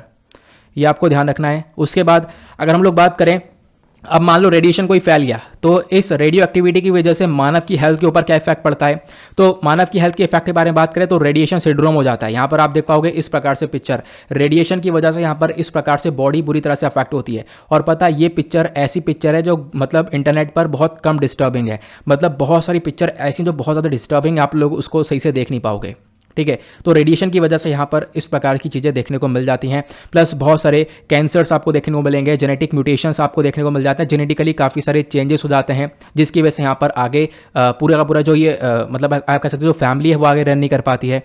तो बहुत सारी ऐसी चीज़ें हम लोग देख पाते हैं ये रेडिएशन की वजह से जो कि अफेक्ट होती हैं। क्लियर हुआ? आगे चलते हैं। तो अभी यहाँ पर यूपीएससी ने इसी को लेकर एक और क्वेश्चन पूछा। 2009 में क्वेश्चन पूछा गया था, which among the following has the world's largest reserves of uranium. ये 2009 के हिसाब से बताना है आपको। 2009 के हिसाब से दुनिया में कौन सी कंट्री था जहां पर यूरेनियम के सबसे ज़्यादा रिजर्व पाए जाते थे, दुनिया के एक सबसे बड़ा रिजर्व पाया जाता था। तो इसका करेक्ट आंसर है ऑस्ट्रेलिया, ठीक है। अब अगर हम लोग मैं बात करूं 2020 को देखते हुए या 2022 को देखते हुए, तो करंट टाइम में आप लोग बताना कौन से देश में आपको यहाँ पर दुनिया के सबसे ज़्यादा रिजर्व्स देखने को मिलेंगे यूरेनियम के, या आप लोगों को करंट टाइम का बताना है नीचे कॉमेंट सेक्शन में, ठीक है। तो इतना काम करना है आप लोगों को, नीचे कॉमेंट सेक्शन में इसका आंसर ज़रूर देना। आगे चलते हैं। अगला आर्टिकल इंटरेस्टिंग सा होने वाला है, इंपॉर्टेंट होने वाला है, खासकर जीएस पेपर 2 पॉलिटी से इसको रिलेट कर सकते हो। Women share in Indian judiciary, बहुत ज़बरदस्त टॉपिक है कि विमेन आज के टाइम पर इंडियन जुडिशरी सिस्टम के बात अगर हम लोग करें तो काफ़ी पीछे रह गई हैं। तो अभी हुआ क्या, न्यूज़ क्या है, न्यूज़ यह है भारत के जो न्यायाधीश हैं, मतलब चीफ जस्टिस ऑफ इंडिया हैं एनवी रमन साहब, इन्होंने बोला कि जो आज के टाइम पर आपको कोर्ट देखने को मिलेगा वहाँ पर क्या है कि अगर हम लोग बात करें जो महिला है, महिला का रिप्रेजेंटेशन आपको बहुत ज़्यादा कम देखने को मिलेगा। और इसमें आपको ये भी देखने को मिलेगा महिला का रिप्रेजेंटेशन कम है कोर्ट के अंदर, तो इसकी वजह से अगर कोई महिला का केस है तो वो लोग अच्छे से ले जा नहीं पाते हैं, वो अच्छे से कंफर्टेबल नहीं हो पाते हैं। तो ऐसी चीज़ें हम लोग देख पाते हैं, ठीक है। तो इंडियन एक्सप्रेस का ये आर्टिकल है, चीफ जस्टिस ऑफ इंडिया ने बात की है विमेन शेयर इन जुडिशरी को लेकर, और चीफ जस्टिस ऑफ इंडिया ने जोर भी डाला है कि हाँ, इंडियन जुडिशरी सिस्टम के अंदर यहाँ पर क्या होना चाहिए, एक तरीके से जो विमेन का शेयर है वो ज़्यादा होना चाहिए, विमेन का रिप्रेजेंटेशन ज़्यादा देखने को मिलना चाहिए। चलो फिर स्टार्ट करते हैं, कि करके डिस्कस करेंगे। पहले हम डिस्कस करते हैं जो विमेन का शेयर है जुडिशरी के अंदर, उसका स्टेटस आज के टाइम पर क्या देखने को मिलता है। देखो, हाई कोर्ट्स की जब हम बात करते हैं, जो विमेन जजेस का परसेंटेज है वो केवल आपको 11.5% का देखने को मिलेगा। जब हम सुप्रीम कोर्ट के अंदर बात करते हैं तो सुप्रीम कोर्ट के अंदर टोटल आपको 33 जज देखने को मिलेंगे। 33 जज में से सिर्फ और सिर्फ 4 सिटिंग विमेन जज हैं। विमेन जज यहां पर आपको सिर्फ और सिर्फ 4 देखने को मिलेंगे। तो रिप्रेजेंटेशन कहां है, कोई वैल्यू नहीं है, जेंडर गैप बहुत ज्यादा देखने को मिल रहा है ना। यहां पर 33 में से सिर्फ और सिर्फ 4 विमेन जज देखने को मिली है सुप्रीम कोर्ट के अंदर। उसके साथ और क्या बताया गया, जब हम लोग बात करें बहुत सारे कैंडिडेट्स, देखो जब भी जजेस को अपॉइंट किया जाता है तो सुप्रीम कोर्ट का कॉलेजियम सिस्टम बैठता है, वो यहाँ पर अपॉइंट करता है, जजेस को अपॉइंट करता है। अब मान लो यहाँ पर ऐसा हुआ कि पहले भी बहुत सारे लगभग 37 विमेन कैंडिडेट्स को रिकमेंड किया गया इस कॉलेजियम सिस्टम के थ्रू, जिसमें से सिर्फ और सिर्फ 17 को अपॉइंट किया गया, बाकी सबके नाम पेंडिंग रह गए। उसके बाद जब हम हाई कोर्ट की बात करें तो अगेन कॉलेजियम ने लगभग 192 कैंडिडेट्स को यहाँ पर रिकमेंड किया। देखो, रिकमेंडेशन हो रहा है बार बार, लेकिन यहाँ पर अपॉइंटमेंट नहीं हो पा रहा है। फिर उसके बाद जब हम लोग ओवरऑल डेटा देखते हैं तो हमारे देश में 17 लाख जो लॉयर्स हैं, 17 लाख यहाँ पर जो वकील हैं वो प्रैक्टिस कर रहे हैं देश में, जिसमें से सिर्फ और सिर्फ 15% 15% विमेंस देखने को मिलेंगी। तो अपने आप में एक बहुत बड़ा गैप है कि विमेंस का जो रिप्रेजेंटेशन है जुडिशरी के अंदर वो बहुत ज़्यादा कम देखने को मिलेगा। ठीक है, अगर हम लोग बात करें कि देखो अब कम देखने को मिलेगा, ये हमारे लिए प्रॉब्लम भी है। तो अब यहाँ पर हम ये देखते हैं कि अगर वेमेन का रिप्रेजेंटेशन जुडिशरी के अंदर बढ़ा दिया जाए तो इसका क्या इंपॉर्टेंस निकल कर आएगा, इसके क्या फायदे देखने को मिलेंगे। सबसे पहली चीज, जो फीमेल जुडिशियल रिप्रेजेंटेशन है ये यहाँ पर काफ़ी कुछ बदल सकता है। जो लोगों की सोच है, रूढ़िवादी सोच यहाँ पर देखने को मिलती है लोगों की, वो चीज़ें यहाँ पर बदली जा सकती हैं। जो विमेन है अगर हम उसको एज अ जज लेकर आते हैं, ज़्यादा से ज़्यादा उनकी यहाँ पर आप कह सकते हो कि क्वांटिटी को इंक्रीज किया जाता है, तो इससे यहाँ पर जो हमारा जस्टिस डिलीवरी सिस्टम है उसके अंदर भी काफ़ी सारी चीज़ें बदलती हुई नजर आएंगी। जो विमेन विक्टिम्स होती हैं, बहुत सारी महिलाएं आज के टाइम पर अपना केस नहीं रख पाती हैं, ठीक है, अनकंफर्टेबल फील करती हैं, वो चीज़ें यहाँ पर खत्म हो जाएंगी। विमेन विक्टिम्स के अंदर यहाँ पर कॉन्फिडेंस आएगा कि हाँ बहुत आराम से अपने केस को वो आगे रख पाएं। तो ये यहां पर एक सबसे बड़ा बेनिफिट देखने को मिलेगा। ठीक है, उसके बाद यहां पर बहुत सारे ऐसे लॉज हैं जो कि यहां पर प्रॉपर काम नहीं कर रहे हैं। बहुत ज्यादा मतलब खतरनाक क्राइम होता है, एसिड अटैक होता है, रेप होता है, उसको लेकर भी बहुत ज्यादा अच्छे कानून आपको देखने को मिलेंगे नहीं। लेकिन जब वेमेन जुडिशरी के अंदर देखने को मिलेगी तो ये यहां पर इन लॉज को, इन कानून को बहुत अच्छे से इंप्लीमेंट कर पाएगी। दूसरा फायदा ये देखने को मिलेगा। और फिर उसके बाद आज के टाइम पर जब हम देखते हैं कि मेन का जो रिप्रेजेंटेशन है वो ज़्यादा देखने को मिलता है जुडिशरी के अंदर, तो इसमें जो एम्पैथी है उसकी बहुत ज़्यादा कमी है, मतलब जो सहानुभूति है उसकी बहुत ज़्यादा कमी देखने को मिलती है। तो वो चीज़ें यहाँ पर काफ़ी कम हो जाएंगी। साथ ही साथ यहाँ पर जब विमेन का रिप्रेजेंटेशन जुडिशरी के अंदर बढ़ेगा तो इससे यहाँ पर जो LGBTQ कम्युनिटी है इनको बहुत ज़्यादा फायदा मिलेगा। इनकी तरफ भी यहाँ पर विमेन देख पाएंगी, तो विमेन हर चीज़ को देखकर चल पाएंगी। अभी फिलहाल यहाँ पर एक ही की सोच मिल रही है, अभी सिर्फ मैन जो है यहाँ पर रिप्रेजेंट कर रहा है, लेकिन जब विमेन आएंगी तो यहाँ पर दो पावर साथ में आ जाएंगी और काफ़ी कुछ बदलता हुआ नजर आने वाला है। अब बात करते हैं हम लोग आखिरकार कारण क्या क्या है जिसकी वजह से फीमेल का रिप्रेजेंटेशन जुडिशरी के अंदर इतना कम है। सबसे पहला कारण आपको देखने को मिलता है फैमिलियल इशू। बहुत सारी जो वेमेन्स हैं उनको सोसाइटल और सोसाइटी की तरफ से, फैमिली की तरफ से बहुत सारा प्रेशर झेलना पड़ता है, जिसकी वजह से वो अपनी लॉयर की पूरी प्रैक्टिस कर ही नहीं पाती हैं। ठीक है, जो 7 साल की प्रैक्टिस है वो कंटिन्यू कर ही नहीं पाती हैं। या फिर यहाँ पर दूसरी सबसे बड़ी प्रॉब्लम है पेट्रियार्कल माइंडसेट। पेट्रियार्कल माइंडसेट का मतलब यहाँ पर यह है कि हम लोग देख पाते हैं कि बहुत से लोगों का मानना यह है कि जो जो मेल है, जो आदमी है, आदमी के नीचे यहाँ पर औरत रहती है, आदमी का दबदबा रहना चाहिए। तो इस प्रकार की चीज़ें भी यहाँ पर देखने को मिल जाती हैं। वेमेन का रिप्रेजेंटेशन प्रॉपर हो नहीं पाता, इसकी वजह से जो वेमेन है वो काफ़ी सारी प्रॉब्लम्स फेस करती हैं इसी चीज़ों के अंदर। ठीक है, और यहाँ पर आप कह सकते हो कि जो वेमेन है, यहाँ अगर हम लोग बात करें हैरेसमेंट या फिर उनको रेस्पेक्ट नहीं मिलती है, तो ये चीज़ें यहाँ पर देखने को मिल जाती हैं। तो इसकी वजह से भी जो वेमेन का रिप्रेजेंटेशन है जुडिशरी के अंदर ये बहुत कम देखने को मिलेगा। उसके साथ साथ एक सबसे बड़ी प्रॉब्लम है लैक ऑफ जुडिशियल इंफ्रास्ट्रक्चर।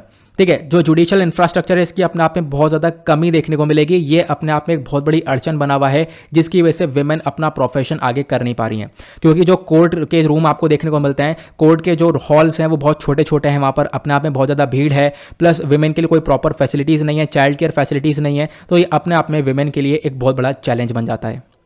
तो इसको भी इंप्रूव करने की आवश्यकता है, ये आप लोग ध्यान रख सकते हो। ठीक है, ध्यान रखना। बाकी जब हम लोग वेमेन एज अ जज के बारे में बात करते हैं तो एक दिन के बारे में चर्चा होती है, ये आपको ध्यान रखना है। इंटरनेशनल डे ऑफ वेमेन जजेस कब हम लोग सेलिब्रेट करते हैं, ध्यान रखना है। होता क्या है, United nation general assembly resolution, ठीक है, एक रिजोल्यूशन है जिसका नंबर यह है।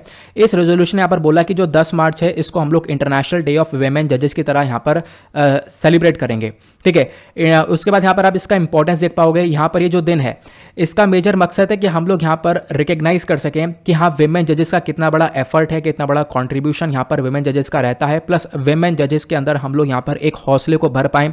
साथ ही साथ ये जो दिन है ये यहाँ पर पावर देता है यंग वेमेन्स को, गर्ल्स को, कि वो अगर जज बनना चाहती हैं, उनका यहाँ पर सपना है तो उसको यहाँ पर आगे बढ़ें उसको लेकर, ठीक है।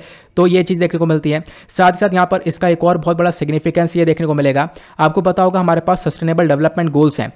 हमारे पास टोटल 17 सस्टेनेबल डेवलपमेंट गोल्स है जिसको अचीव करेंगे हम लोग 2030 तक, ये भी आपको पता होगा। तो जिसमें से सस्टेनेबल डेवलपमेंट गोल पे जो 5वां नंबर वाला गोल है वो बात करता है जेंडर इक्वालिटी के बारे में, empower all women and girls के बारे में, कि सारी वेमेन सारी गर्ल्स के पास यहाँ पर एक पावर होनी चाहिए और जो जेंडर इक्वालिटी है वो हो जानी चाहिए। मतलब जो मेन और वेमेन है दोनों के बीच में जो आज के टाइम पर डिस्क्रिमिनेशन भेदभाव है वो खत्म हो जाना चाहिए। तो यहाँ पर ये हमारा गोल भी है जो हम 2030 तक अचीव करेंगे। बट अभी के लिए आज देख पाओगे ये गोल के रिगार्डिंग भी हम लोग सही से काम नहीं कर पा रहे हैं। तो ये जो दिन है ये दिन हम लोग इसलिए सेलिब्रेट कर देते हैं ताकि हम लोग इसके प्रति भी काफ़ी हद तक जागरूकता फैला सके पूरे सोसाइटी के अंदर। क्लियर हुआ? आगे चलते हैं, आते हैं अगले आर्टिकल पे। नेक्स्ट आर्टिकल बहुत ज़्यादा ज़बरदस्त होने वाला है, बस खाली सुनते हुए चलना। आई होप आप लोगों को मज़ा आ रहा होगा आज के वीडियो में, और मज़ा ही आ ही रहा है तो मैं दोबारा बोल देता हूँ कि वीडियो को लाइक ज़रूर कर देना, ठीक है। अभी मैंने स्टार्टिंग में बोल दिया था डिस्टर्ब नहीं करूँगा, लेकिन अभी यहाँ पर मज़ा आ रहा है तो फटाफट लाइक कर देना अगर जो भी स्टार्टिंग में भूल चुका है तो। यह आर्टिकल बात करता है बायोलॉजिकल वेपन कन्वेंशन के बारे में। देखो जो रशिया है, रशिया ने दावा किया है कि यूक्रेन में अमेरिका के पास जो केमिकल और बायोलॉजिकल वेपन है उसकी लैब यहां पर देखने को मिल रही है। तो रशिया यहां पर एक तरीके से अमेरिका के ऊपर इल्जाम लगा रहा है, यूक्रेन के ऊपर इल्जाम लगा रहा है कि यूक्रेन के अंदर अमेरिका ने यहां पर कुछ लैब्स वगैरह बना रखी हैं जहां पर बायोलॉजिकल वेपन्स को डेवलप किया जा रहा है, केमिकल वेपन्स को डेवलप किया जा रहा है। हालांकि अमेरिका ने उसको मना कर दिया है, डिनाई कर दिया कि हम ऐसा कुछ नहीं कर रहे हैं। तो एक तरफ से यहां पर आप देख पाओगे रशिया कह रहा है अमेरिका कि अमेरिका यहां पर biological weapons, chemical weapons Ukraine के अंदर बना रहा है। दूसरी तरफ यहां पर जो अमेरिका है वो यहां पर कह रहा है रशिया केमिकल वेपन्स को बना रहा है। तो न्यूज आपको यहीं पर घूमती हुई देखने को मिलेगी। यूएस ने बोला कि Russia could be planning a chemical weapon, तो अमेरिका एक तरफ से बोल रहा है कि रशिया प्लान कर रहा है कि यहां पर केमिकल वेपन्स को बनाने के लिए और केमिकल वेपन का अटैक करने के लिए यूक्रेन के ऊपर, और दूसरी तरफ रशिया यहां पर बोल रहा है कि यूएस यहां पर ऐसा कर रहा है, यूएस यहां पर इन वेपन्स को बना रहा है यूक्रेन के अंदर एक लैब में। तो ये इंफॉर्मेशन आप लोग को यहां पर देखने को मिल रही है। ओके, अब बात करते हैं हम लोग अंदर की। देखो अब ये तो हमने न्यूज़ पढ़ ली, अब इस न्यूज़ में यहाँ पर कोई भी ऐसी खास बातें निकल कर नहीं आई हैं, लेकिन ये बहुत इंपॉर्टेंट है। केमिकल वेपन क्या है, बायोलॉजिकल वेपन क्या है, केमिकल वेपन को लेकर कन्वेंशन क्या है, बायोलॉजिकल वेपन को लेकर कन्वेंशन क्या है, इसके ऊपर यूपीएससी पहले क्वेश्चन पूछ चुका है, वो भी आपके साथ मैं आज डिस्कस करूंगा। जब हम बात करते हैं केमिकल वेपन को लेकर, तो केमिकल वेपन अपने आप में यहाँ पर एक ऐसा हथियार है जहां पर केमिकल्स का इस्तेमाल होता है, जहरीली गैसेस का इस्तेमाल होता है, ठीक है, जिससे अटैक करके यहाँ पर क्या हो सकता है, जहरीली गैसेस को यहाँ पर छोड़ा जा सकता है, जिसकी वजह से काफ़ी सारे लोगों की जान जा सकती है, ठीक है। यहाँ पर बॉम्ब हो गया, कुछ ऐसे डिवाइसेस हो गए जिसकी मदद से क्या कर सकते हैं हम लोग, केमिकल्स को फैला सकते हैं एरिया के अंदर। तो इन्हीं केमिकल वेपन्स को रोकने के लिए यहाँ पर बहुत सारी चीज़ें हैं। अगर हम बात करें केमिकल वेपन कन्वेंशन एक्ट 2000 आपको देखने को मिलेगा, इसको पास किया गया था ताकि हम लोग केमिकल वेपन कन्वेंशन को लागू कर सकें और आज के टाइम पर जो ये केमिकल वेपन्स इस्तेमाल हो रहे हैं इनको रोक सकें, ठीक है, ये आपको ध्यान रखना है। उसके साथ साथ यहाँ पर क्या बताया, एक ऑर्गेनाइजेशन है केमिकल वेपन्स को रोकने के लिए जिसका नाम है organisation for the prohibition of chemical weapons. आगे मैं आपको डिटेल से बताऊंगा। जब हम लोग बात करते हैं, ये तो हमने इंडिया के लेवल पर देखा, तो इंडिया के पास यहाँ पर केमिकल वेपन कन्वेंशन एक्ट 2000 यहाँ पर देखने को मिलेगा, जहाँ पर मेजर मकसद है कि जो केमिकल वेपन्स है उसका इस्तेमाल नहीं होना चाहिए।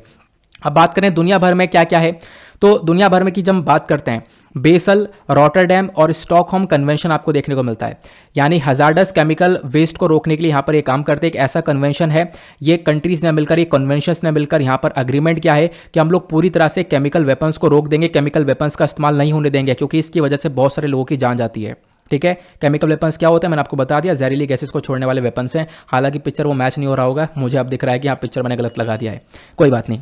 अब बात करते हैं केमिकल कन्वेंशन को लेकर। ये कन्वेंशन क्या है, एक कन्वेंशन एक मल्टीलेटरल ट्रीटी है, मतलब बहुत सारे देशों ने मिलकर यहाँ पर इस ट्रीटी को साइन किया था ट्रीटी को साइन करने के साथ साथ बहुत सारे केमिकल वेपन्स को बैन कर दिया गया। ठीक है, ये आपको ध्यान रखना है। और एक निगोशिएशन, एक बातचीत हुई थी CWC के अंदर। ठीक है, केमिकल वेपन कन्वेंशन के अंदर एक बातचीत हुई। ये स्टार्ट हुई 1980 के अंदर में, यूनाइटेड नेशन कॉन्फ्रेंस ऑन डिसआर्मामेंट को लेकर यहाँ पर ये बातचीत स्टार्ट होती है। फिर ये जो कन्वेंशन इसको प्रॉपर ड्राफ्ट किया जाता है 1992 के अंदर, फिर इसको साइन कर लिया जाता है जनवरी 1993 में। फिर यह काम करने लगता है 1997 से। फिर उसके बाद यहाँ पर ये कन्वेंशन का मेजर मकसद है कि किसी भी देश के पास अगर यहाँ पर केमिकल वेपन्स है तो उसको वो खत्म कर दे, डिस्ट्रॉय कर दे, यहाँ पर त्याग दे, उसका यूज कहीं से कहीं तक नहीं होना चाहिए। और इसी को लेकर organisation for the prohibition of chemical weapons को बनाया गया। ये एक इंटरनेशनल ऑर्गेनाइजेशन है जिसको CWC केमिकल वेपन कन्वेंशन के थ्रू बनाया गया 1997 में, जिसका मेजर काम है कि केमिकल वेपन्स को रोका जाए। ठीक है, तो आपको ध्यान रखना है। बाकी केमिकल कन्वेंशन के अंदर कितने मेंबर्स हैं, तो यहां पर आप देख पाओगे 192 स्टेट पार्टीज देखने को मिलेंगे, 165 सिग्नेटरीज मतलब जिन्होंने साइन कर रखा है। भारत ने भी इसको साइन कर रखा है, मतलब भारत भी केमिकल वेपन्स का इस्तेमाल नहीं कर सकता।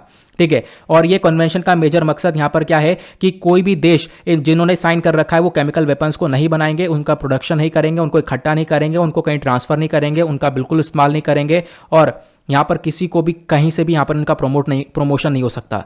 तो ये इन सारी चीज़ों के ऊपर रोक लगाता है ये केमिकल कन्वेंशन। ठीक है, आगे बात करते हैं। तो ये तो हमने बात की केमिकल कन्वेंशन को लेकर। अब बात करते हैं बायोलॉजिकल वेपन्स को लेकर। ये तो आपने केमिकल वेपन समझ लिया जहाँ पर केमिकल्स का यूज़ हो रहा है, जहरीली गैसेस का इस्तेमाल हो रहा है, जिसकी वजह से यहाँ पर बहुत से लोगों की जान चली जाती है। बायोलॉजिकल वेपन क्या होता है? बायोलॉजिकल वेपन्स के अंदर हम लोग माइक्रो बायोलॉजिकल एजेंट्स का इस्तेमाल करते हैं। मतलब बायोलॉजिकल वेपन के अंदर बीमारी को फैलाया जाता है, ये आपको ध्यान रखना है। ठीक है, अब अगर हम लोग बात करें बीमारी, जैसे कि यहाँ पर बैक्टीरिया, वायरस, फंजाई को फैला दिया जाता है और ये यहाँ पर इंसानों, जानवरों के अंदर, प्लांट्सों के अंदर सबको यहाँ पर तबाह कर देते हैं। ठीक है, तो ये होता है बायोलॉजिकल वेपन। और बायोलॉजिकल वेपन से रिलेटेड कौन कौन से इनिशिएटिव है, तो 1925 का जेनेवा प्रोटोकॉल देखने को मिलेगा, जिसने यहाँ पर बायोलॉजिकल वेपन को पूरी तरह से बैन कर दिया है। और इस प्रोटोकॉल को भारत ने भी यहाँ पर अप्रूव कर रखा है, तो भारत भी बायोलॉजिकल वेपन का इस्तेमाल नहीं करेगा। ठीक है, फिर उसके बाद बात करें जो बायोलॉजिकल और टॉक्सिक वेपन कन्वेंशन देखने को मिलता है, जो कि यहाँ पर वर्किंग में आया था 1975 में। ठीक है, इसने भी यहाँ पर इस कन्वेंशन के अंदर सारी बातें बता दी गई कि हम कहीं से कहीं तक बायोलॉजिकल वेपन को बना नहीं सकते, प्रोड्यूस नहीं कर सकते, इकट्ठा नहीं कर सकते, या उसको खरीद नहीं सकते, कुछ भी नहीं कर सकते। बायोलॉजिकल वेपन पूरी तरह से खत्म होना चाहिए, इसका यूज़ कहीं से कहीं तक नहीं होना चाहिए। तो भारत ने भी इसको रेटिफाई कर रखा है। तो बायोलॉजिकल वेपन को लेकर जितने भी एग्रीमेंट्स हैं, जितने भी कन्वेंशंस हैं, वो सब भारत ने यहाँ पर साइन कर रखे हैं ना। उसके बाद बात करते हैं बायोलॉजिकल कन्वेंशन को लेकर।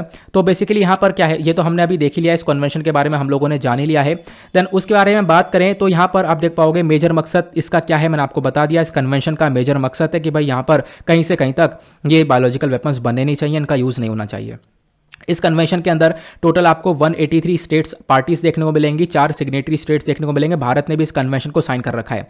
इस कन्वेंशन का मेजर मकसद है कि अगेन यहाँ पर उसको डेवलपमेंट नहीं कर सकते, प्रोडक्शन नहीं कर सकते, कहीं से कहीं तक आप इन हथियारों का यूज़ नहीं कर सकते, इन बीमारियों वाले हथियारों का यूज़ नहीं कर सकते। ठीक है, आगे बढ़ते हैं। अब यूपीएससी ने 2016 में इसी को लेकर एक क्वेश्चन पूछा था। चलो इस क्वेश्चन के बारे में आप लोगों को बता देता हूं। यहां पर पूछा गया, with reference to organisation for the prohibition of chemical weapons consider the following statement. तो यहां पर केमिकल वेपन्स की जो ऑर्गेनाइजेशन है, जो जिसके बारे में मैंने अभी आप लोग को थोड़ी देर पहले बताया, उसको लेकर स्टेटमेंट दी गई है। पूछा गया कौन सा स्टेटमेंट करेक्ट है। पहला ऑप्शन बोलता है कि जो केमिकल वेपन को लेकर ये ऑर्गेनाइजेशन है, ये यूरोपियन यूनियन की है, ये काम करती है नेटो और WHO के साथ। ऐसा तो हमने कुछ पढ़ा ही नहीं, तो पहला स्टेटमेंट बिल्कुल गलत है। दूसरा स्टेटमेंट यहाँ पर क्या बोलता है, ये यहाँ पर केमिकल इंडस्ट्री को मॉनिटर करता है। बिल्कुल, ये तो हमने अभी पढ़ा है कि यहाँ पर केमिकल इंडस्ट्री को मॉनिटर करता है और जो वेपन्स को बनाने से रोकता है। तो दूसरा स्टेटमेंट सही है। तीसरा स्टेटमेंट क्या है, ये यहाँ पर असिस्टेंस देता है, प्रोटेक्शन देता है स्टेट्स को against the chemical weapon threats. ठीक है, बिल्कुल, ये भी हमने पढ़ा कि दूसरा स्टेटमेंट भी सही है। जो यहाँ पर केमिकल वेपन है उससे यहाँ पर दूसरे स्टेट्स को, दूसरे कंट्रीज़ को यहाँ पर बचाने में मदद करता है। तो यहाँ पर सेकंड और थर्ड स्टेटमेंट बिल्कुल सही है। तो यहाँ पर हमारा करेक्ट आंसर बी हो जाएगा। तो answer B is the correct answer.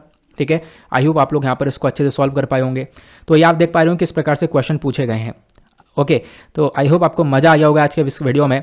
अब बात करते हैं हम लोग अपने क्वेश्चंस की। ठीक है, काफ़ी यहाँ पर एक्साइटमेंट में, मेरा गला सही हुआ तो काफ़ी एक्साइटमेंट मैंने वीडियो रिकॉर्ड कर दिया, वापस से दर्द होने लगा लेकिन नहीं, कोई बात नहीं, वीडियोस में अब यहाँ पर रेगुलर लेकर आता रहूँगा। ओके, मैं काफ़ी परेशान हो गया था थ्रोट को लेकर, लेकिन अभी थोड़ा सा जो है आराम मिला था ना, तो इतना एक्साइटमेंट हुआ वीडियो रिकॉर्ड करते करते, लेकिन अभी फिर से पेन होने लगा है कोई बात नहीं, फिर से रिलीफ मिल जाएगा। अब बात करते हैं क्वेश्चन की। क्वेश्चन क्या है, देखो, रेडियो एक्टिविटी को हम लोग मेजर करते हैं एक टर्म उसमें एक ऐसा यूनिट है, ठीक है, उसको हम लोग एक नाम से जानते हैं, वो नाम क्या है नीचे आपको बताना है। 3 प्रकार के रेडियो एक्टिव एमिशंस देखने को मिलते हैं, उन रेडियो एक्टिव एमिशंस के नाम बताना है। यूनाइटेड नेशन जनरल असेंबली ने यहाँ पर एक रिजोल्यूशन डेजिग्नेट किया था और उसके हिसाब से बताया जो इंटरनेशनल डे ऑफ वुमेन जजेस है 2021 के अंदर वो कौन सी तारीख को सेलिब्रेट किया गया है, उस तारीख को बताना है। अगला क्वेश्चन यहाँ पर क्या है, a dash is a chemical used cause international death to harm through its toxic properties, मतलब कौन सा हथियार है जहां पर केमिकल का इस्तेमाल किया जाता है लोगों की जान लेने के लिए, तो उस हथियार का नाम बताना है। मतलब बहुत सिंपल है, अभी थोड़ी देर पहले पढ़ा।